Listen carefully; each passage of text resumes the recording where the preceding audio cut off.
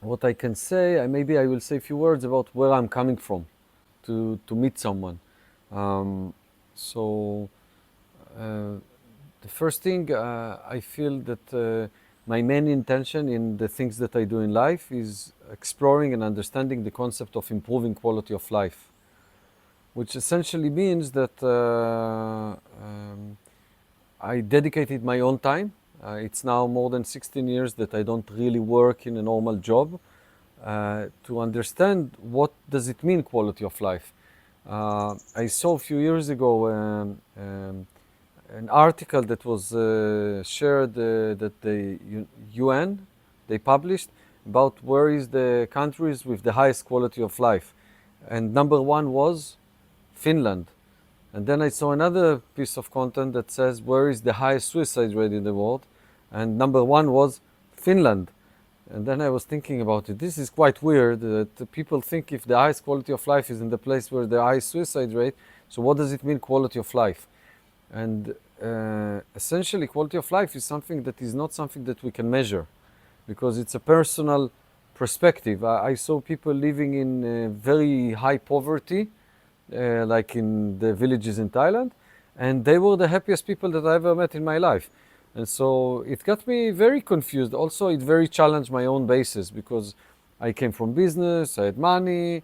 At the time that I visited this village, I could barely basically take the money that I had in my pocket and buy the village. And still, those people were happier than most of the people that I know. So this sent me to this journey. At that point, I couldn't call it quality of life. The reason I started to call it quality of life is because my teacher, the monk who just passed away, uh, asked a question in one of the workshops that he was leading, and he asked, "What are you doing here?" And then everybody was mumbling, "I came to fix this, I came to heal this, I have these problems." And at the end of the day, he says, "You all coming to improve your quality of life." And it suddenly clicked that every given moment, every human being, whatever he is doing, is trying to improve his quality of life. And the second thing that clicked, that many of the things that we do are not actually improving our quality of life. So I'm doing something that my system, my body, my mind believes that is good for me, but not necessarily so good for me. But essentially, it's because I'm trying to improve quality of life. So let's say I have a lot of stress. Let's say drinking alcohol will solve it. And everybody who drinks alcohol will tell you, if you have a lot of stress, drink alcohol and it will solve it. Just the issue that maybe the next day you have hangover and then the problems come back.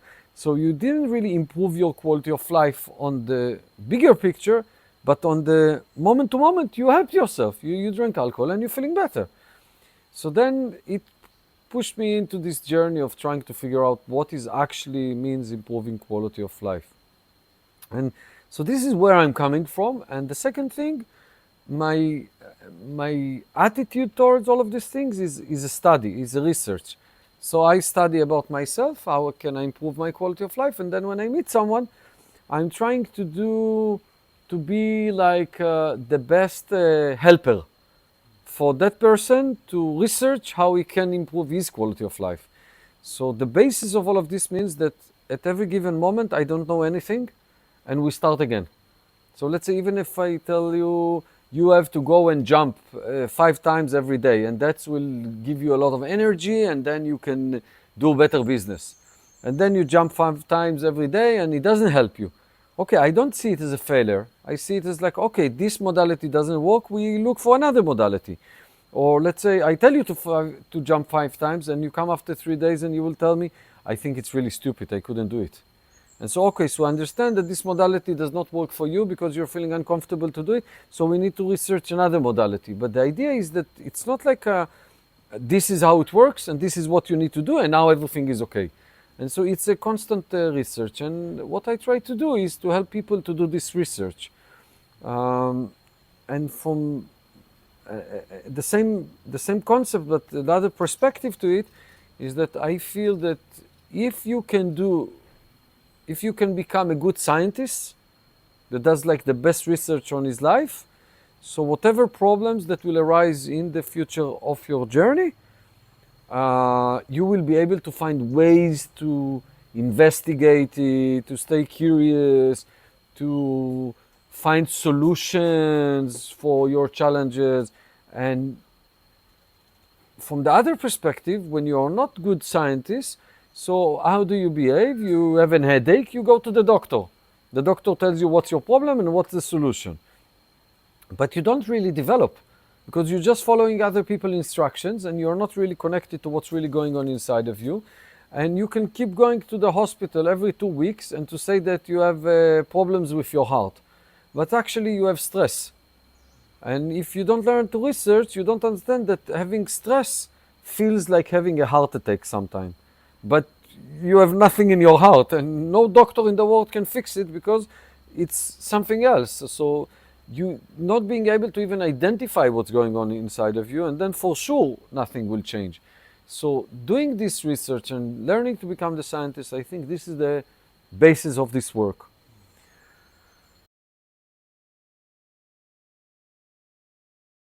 So I'll share that I'm holding this kind of two different concepts that help me to navigate this journey.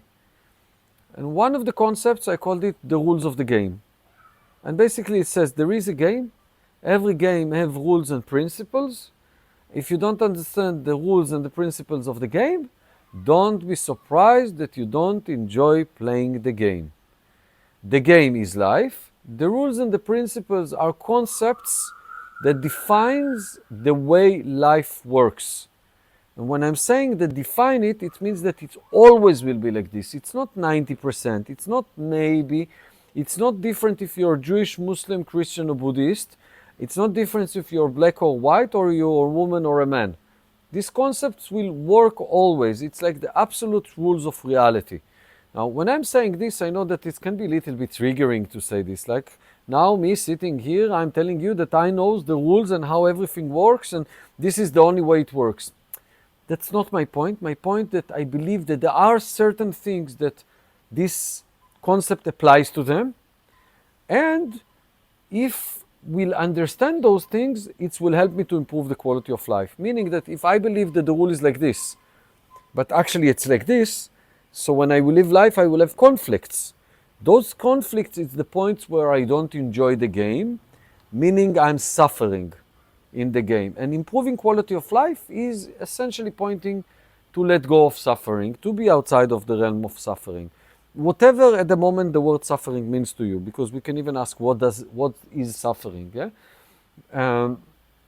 And when I give this example, so one good example that I can give is this concept.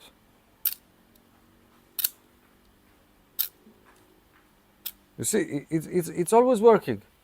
This thing, they call it gravity. It's always working. And every time it works the same. And if you think about it, it sounds okay, it's pretty ridiculous. You don't think that there is a life outside of gravity. So you don't try to, like if you would believe that gravity does not exist, you will break things, you will fall down, you will hurt yourself. But because you're so much believing in this concept, so you don't have a fight with this concept. And when did you learn about this concept? When you were 1 year old, when you were trying to school, you already started to study about gravity. It took you about 2.5, 3 years to be a good gravity student. Then you can walk and run and you don't fall every time you try to stand up. And so this is one of the rules of this life that we're having. Yeah? And I don't think that someone will think I'm crazy when I'm saying this is always working. And so the first point is there are things that are always working, such as gravity. And what I'm claiming there is more than that. There is other things. I'll give one concept that maybe can help us to understand it on more mental, spiritual level, is the concept of impermanence. The concept of impermanence basically says something very simple. The only constant thing in this reality is the change, meaning that things are always in a state of change, if it's mental concepts, emotional concepts, or physical concepts. And so if I developed an attachment to these glasses, yeah, oh, I really love them, they're so beautiful, this is my glasses, don't touch my glasses, I really like them, and I hold them very strong, yeah, if at some point a change will happen, meaning that this will be taken away from me, I now I have wounds because I had an attachment and this thing was taken away from me, and now I have what we call attachment wounds. Because when things are changing, I have wounds related to them. And so these attachment wounds are a big part of our suffering. But even that we understand that things are changing all the time, we still have wounds from things that are changing. You see, it's a little bit irrational. If I know that things will change, why do I get hurt when they get changed? And so sometimes this understanding of those rules can help us to navigate life because things are changing. Other people's life will change, our relations to other people.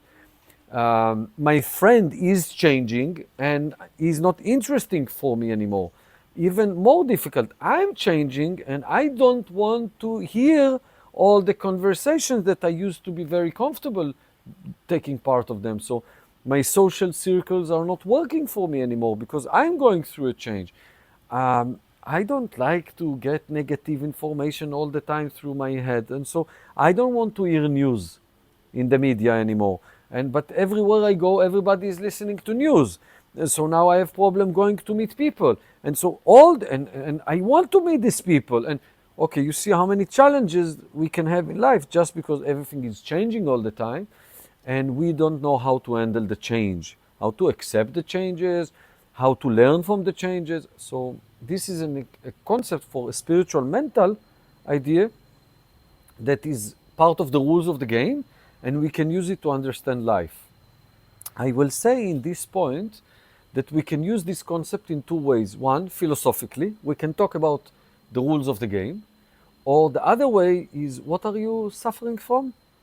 And then when you say, what is your challenge, we can see what kind of rules that you don't apply that can help you to navigate this challenge and to help you to understand why it's difficult for you to sit next to your friends now that it always was very easy, but now it's challenging, let's say.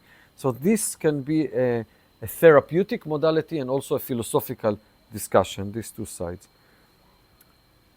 To close it with one last example, which I think can be interesting, is the question, is justice right and wrong? Yeah, justice, the court system, let's say, the justice, the laws of the country, so are part of the rules of the game. And when you think about it, you can see that justice is not part of the rules of the game. It's a perspective. Maybe for one person, I believe this is right, the rest believe it's wrong. Or I'm part of a country and there is rules in this country, and some people don't follow the rules. So if they don't follow the rules, it means it's not the rules of the game, it's the rules of the country. Okay, so why understanding this is important? Because let's say you are a justice warrior, you're fighting for justice. Now, being a justice warrior, you can very easily see how you can have a lot of suffering because of that. You can have anger about other people, you can have disappointment, you develop a lot of expectations from the world that are not being met because not everybody follow the same type of justice that you follow, and so on and so on and so on. So following justice means that we'll bring with him, with this concept, some level of suffering. Okay, at this point I will say that I'm not against justice. I understand for an organization to operate, a country, we develop rules and things like this. So it's not me being an anarchist now, but me being a justice warrior and not being aware to that, and then complain that I'm not sleeping good at night, and then thinking I need to go to a doctor to take anti-anxiety pills. You see, this path can lead us to a very desperate lifestyle. I'm not saying that I should give up on my truth or what I believe is right and wrong. I'm just saying it's the way I'm relating to it can change. And then when someone is not following the same rules that I'm following, maybe I can understand he's just a different human being. And maybe I can find different ways to deal with this. So understanding the rules of the game can help me play the game, again, if my intention is improving quality of life. If your intention is not related to improving quality of life, so you might not find the rules of the game helpful because they might tell you to do things that are not aligned with what you want. So the purpose is improving quality of life.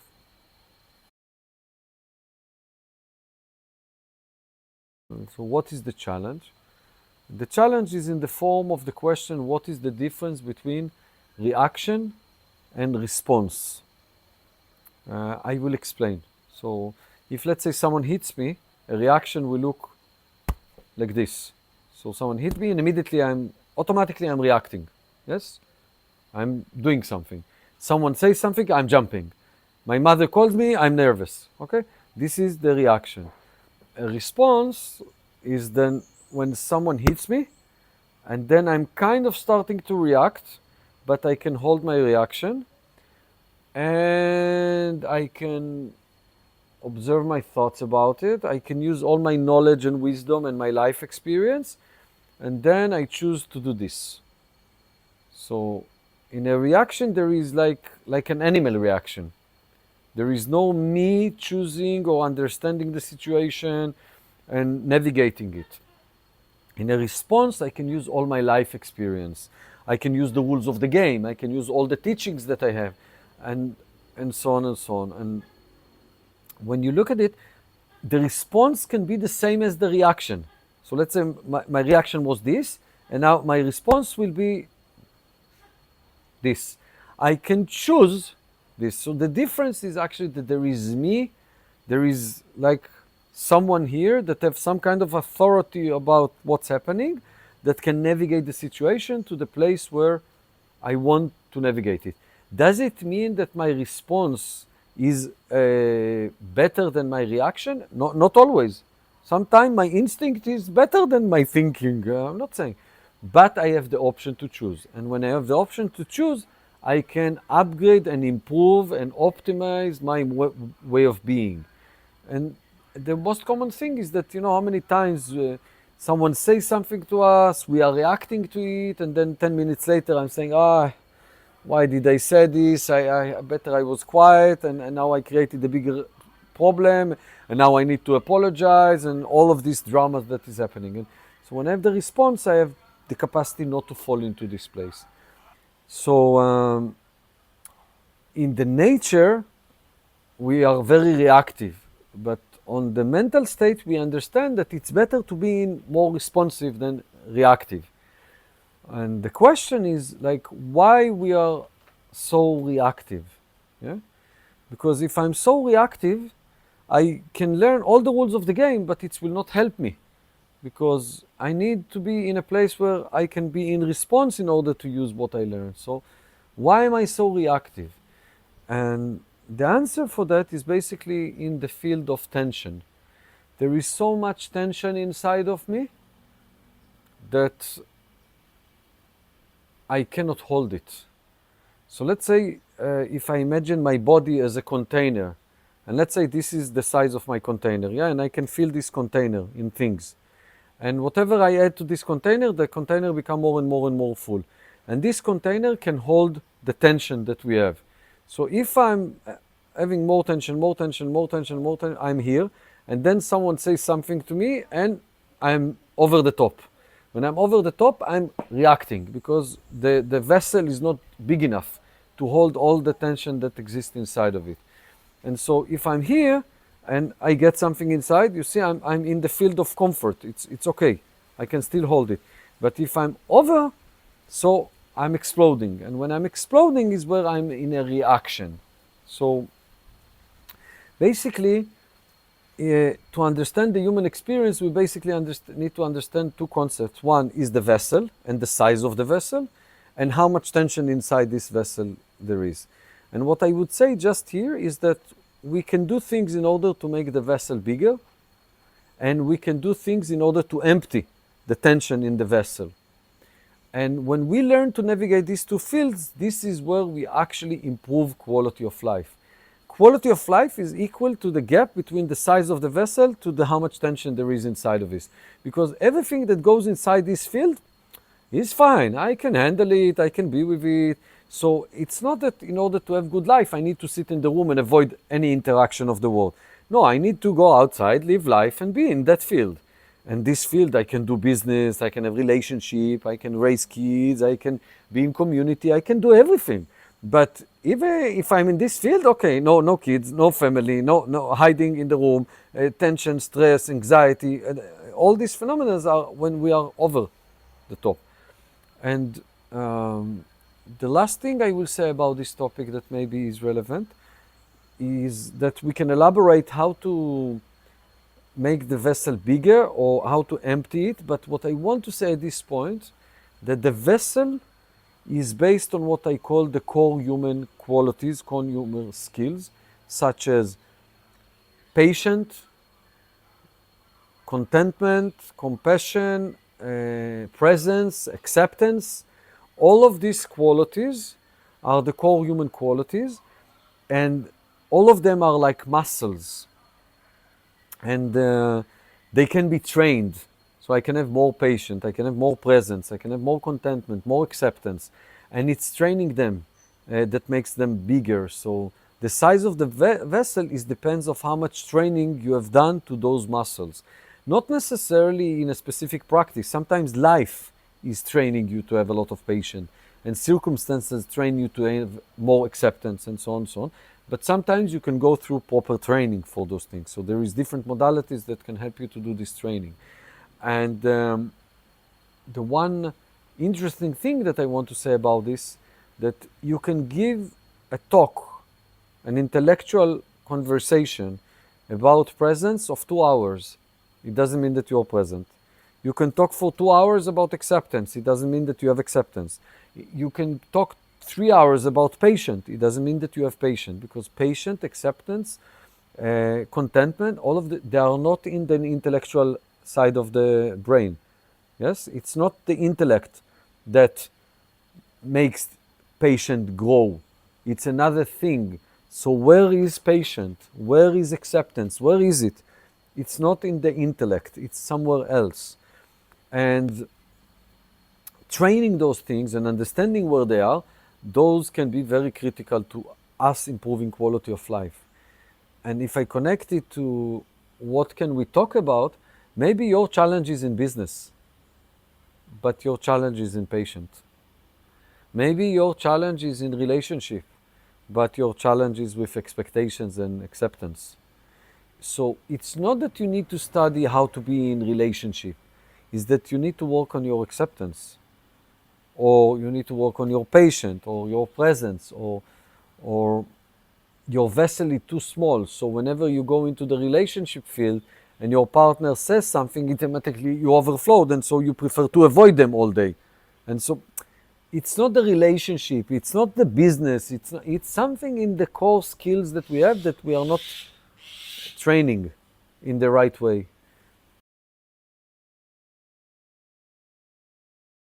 Another concept that I'm using a lot to understand this is I call it the human technology.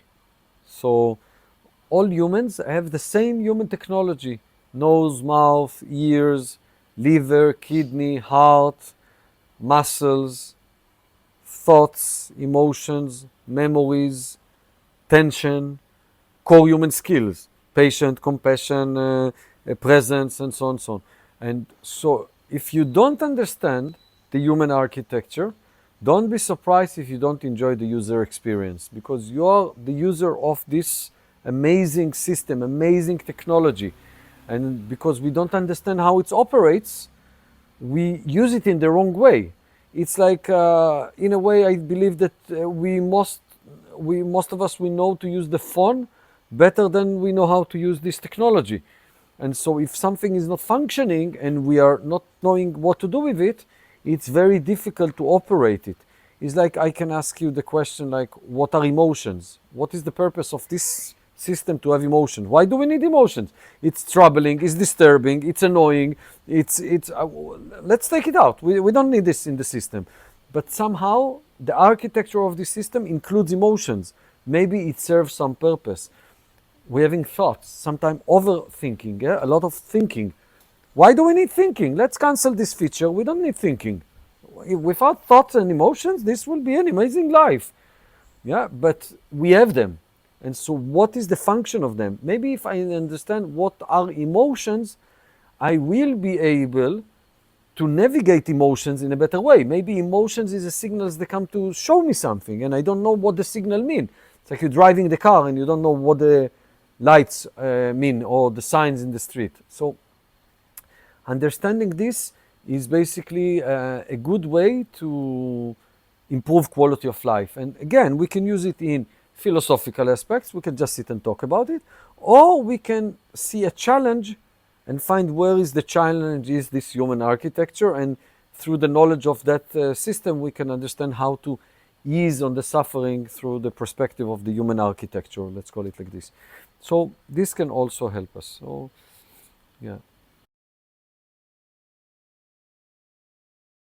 Where to start the research, the study, because we can sit and talk, and probably I have some smart things to say, but the study needs to start in usually in a place that you can really see what's going on, what's happening with you. Now, when you sit in the room and you're trying to figure out what's happening with you, this is sometimes ruminating in the mind, and you will not really see what's happening. So I usually I will ask people to explore the option to try to practice something that will help them to start to see what's going on, and that can help them a lot going forward. And one of the things that I do with people or invite people to do is invite them to practice inner walk, which I will explain what it means, for 3 days, one after another, every day for 1 hour. So we practice something every day for 1 hour, and this practice helps us to learn to see what the system is doing and how it's behaving, and to little bit explore and feel some things from the inside and not just from the intellectual mind. And the practice of inner walk, essentially, it's a very simple practice. You basically walk back and forth between kind of two obstacles, two walls, a distance of 15 meters. And when you're walking, you allow your mind to do what it wants. So you're just walking and you let your mind to talk. And if you ask yourself like, okay, but what am I doing here? Well, you come just to listen. Your mind will talk. I promise you, don't worry. You walk for 1 hour, your mind will talk. Will talk. And you are only there to walk and to listen. So you're just walking and listening. And I know that at this moment when you're hearing me inviting you to do this thing, it might getting a little bit scary. Me being with my mind is very dangerous. I cannot allow my mind to talk. I'm afraid of my own thoughts and all of these things. But let's start with 2 things to say about it. Anyway, you are inside your mind and your own thoughts all day long. So it's not going to be different if you walk or you sit somewhere. Anyway, you're going to be with your mind. And the second thing, the walking, this technique of the practice, is helping you to actually be with the things. And I will explain it in a different way. Let's say your container size is 50.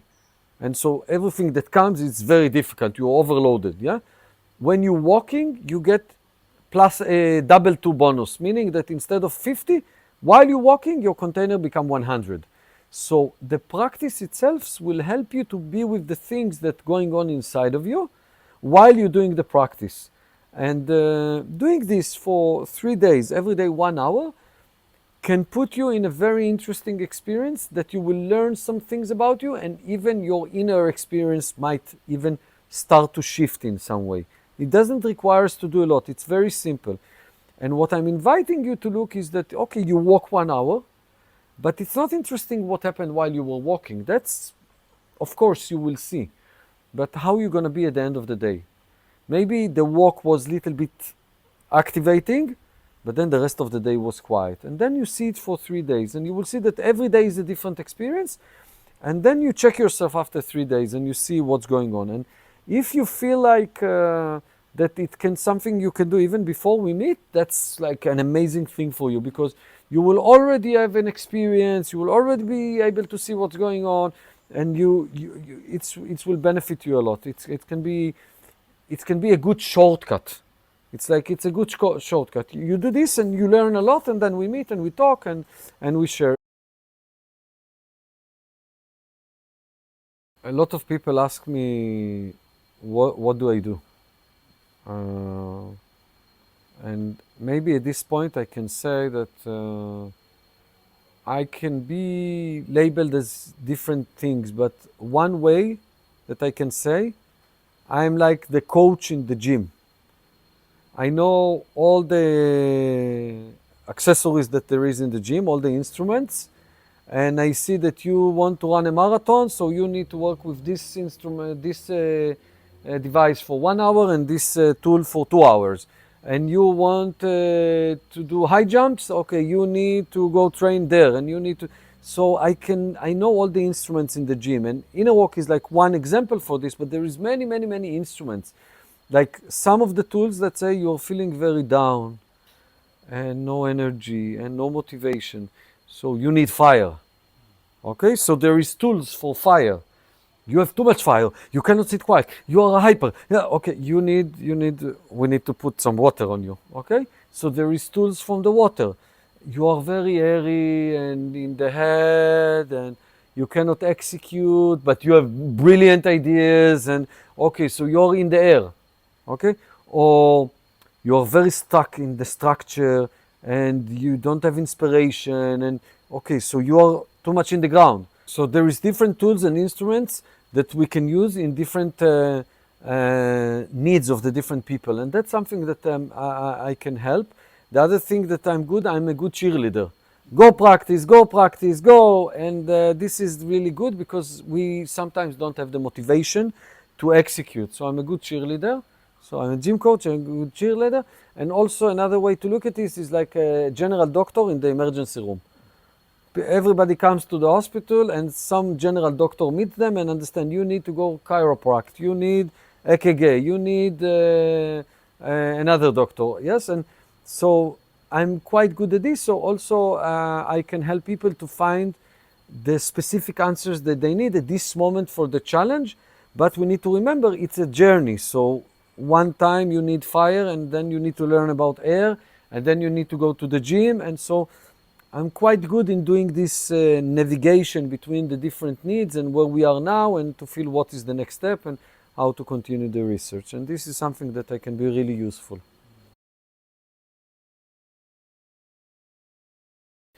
There is many challenges in life, and there is many ways you can deal with your challenges.